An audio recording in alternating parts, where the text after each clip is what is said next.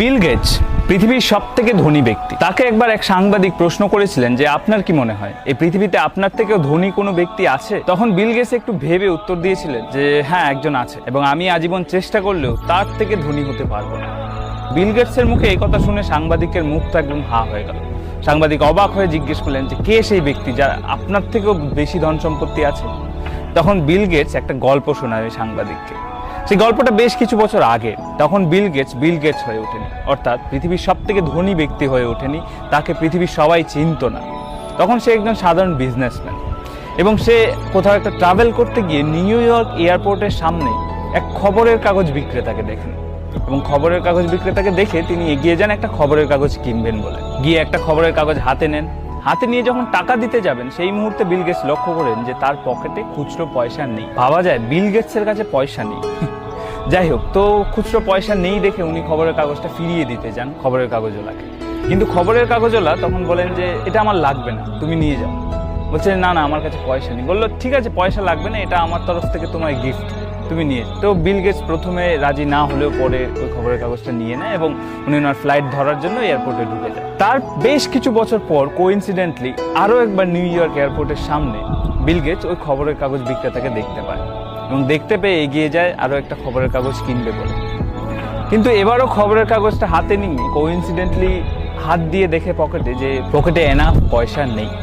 তখন উনি খবরের কাগজওয়ালাকে বলেন যে দুঃখিত, এবারও আমার পকেটে পয়সা নেই। তখন বিল গেটস খবরের কাগজটা আবার রেখে দিতে যান, কিন্তু খবরের কাগজওয়ালা বলেন যে এটা তুমি নিয়ে যাও।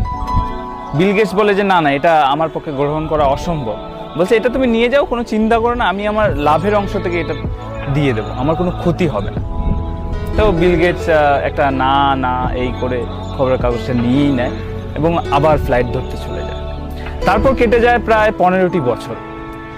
এখন 15 বছর পর বিল গেটস এই পৃথিবীর সব থেকে ধনী ব্যক্তি। পৃথিবীর সবাই তাকে চেনে, তার নাম জানে। এবং সেই সময় তার হঠাৎ করে মনে পড়ে ওই খবরের কাগজওয়ালার কথা, এবং মনে পড়ার সাথে সাথে উনি খোঁজ শুরু করেন ওই খবরের কাগজ বিক্রেতার। এবার বিল গেটস, ওনার কাছে তো সোর্সের অভাব নেই, তো প্রায় 1.5 মাস খোঁজাখুঁজির পর উনি ওই খবরের কাগজওয়ালার অ্যাড্রেস বের করতে পারেন। এবং অ্যাড্রেস বের করার পর বিল গেটস নিজে ওই খবরের কাগজওয়ালার বাড়িতে যান। বাড়িতে গিয়ে ওই খবরের কাগজওয়ালার সাথে দেখা করেন।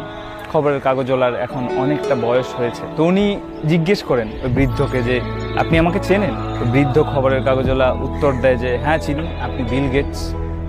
তখন বিল গেটস বলেন যে আপনার কি মনে আছে আপনি আমাকে একবার সাহায্য করেছিলেন, এয়ারপোর্টে একটা খবরের কাগজ দিয়েছিলেন এবং কোনো পয়সা নেননি? তখন ওই বৃদ্ধ লোকটি হেসে বলে হ্যাঁ, আমার মনে আছে, একবার নয়, আমি তোমাকে 2বার খবরের কাগজ দিয়েছি বিনামূল্যে। তখন বিল গেটস বলে যে আমি আপনার ওই দিনে সাহায্য ফিরিয়ে দিতে চাই। তখন ওই বুড়ো লোকটি হেসে ফেলে, সে বলে যে তুমি কি ভাবছো, আমি সেদিন তোমাকে যে সাহায্যটা করেছিলাম আর আজ তুমি এখানে এসে আমাকে যে সাহায্যটা করবে সেটা কি সমান? বিল গেটস বলল কেন নয়?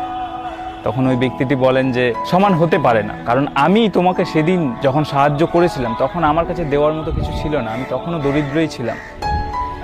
কিন্তু এখন তুমি যখন আমাকে সাহায্য করতে এসছো, তুমি এই পৃথিবীর সব থেকে ধনী ব্যক্তি, তোমার কাছে সমস্ত কিছু আছে দেওয়ার মতো, এটা কখনোই সমান হতে পারে না।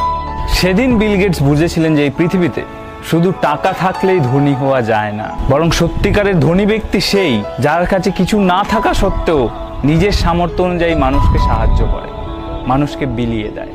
তো এই গল্পটা সাংবাদিককে শোনানোর পর বিল গেটস বলেছিলেন যে সেদিন আমি বুঝেছিলাম আমি এই পৃথিবীর ধনী ব্যক্তি কখনোই হতে পারবো না। এই পৃথিবীর সব থেকে ধনী ব্যক্তি সেই যে নিজের কাছে কিছু না থাকা সত্ত্বেও মানুষকে সাহায্য করতে পিছপা হয় না, যার কাছে কিছুই না থাকা সত্ত্বেও সাহায্যের হাত বাড়িয়ে দিয়েছে, যে মানুষকে সাহায্য করার জন্য পৃথিবীর সব থেকে ধনী ব্যক্তি হওয়ার অপেক্ষা করেনি।